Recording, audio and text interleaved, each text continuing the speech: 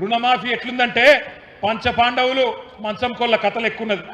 ఒక్క ఊర్లే ఈ రాష్ట్రంలో 12,769 గ్రామాలుంటే ఒక్కటంటే ఒక్క ఊర్లో కూడా రుణమాఫీ జరగలే.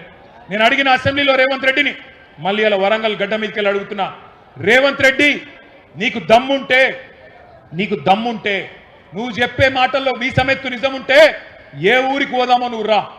గంగదేవి పల్లికి పోదామా, కొండారెడ్డి పల్లికి పోదామా, కొడంగల్కి పోదామా, ఏ ఊరికి పోదామో చెప్పు. ఒక్క ఊరిలోనైనా 100% మంది రైతులు రాసిచ్చినరనుకో మాఫీ జరిగిందని శాశ్వతంగా రాజకీయాలు వదిలిపెట్టి పక్కన పోయి కూర్చుంటా అని చెప్పి నేను విజ్ఞప్తి చేస్తా ఉన్నా.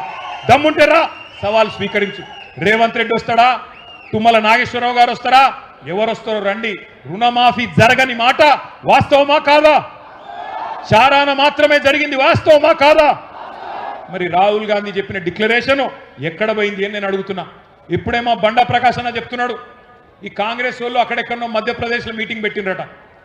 అదేంది, ఏమంటాడు వాడు, కర్జా మాఫీసే కర్జా ముక్తు తక్, కర్జా మాఫీసే కర్జా ముక్తు తక్ అంటే రుణమాఫీ నుంచి రుణం లేని రోజుల దాకా తీసుకొస్తాం రైతులని చెప్పిండ్రట. ఎక్కడ పోయిందని అడుగుతా ఉన్నా రాహుల్ గాంధీ గారిని. మాఫీ చారానా టోపీ బారానా, అది పరిస్థితి ఈరోజు. బ్యాంకుల చుట్టూ తిరిగి యాస్టకొచ్చింది రైతులకు.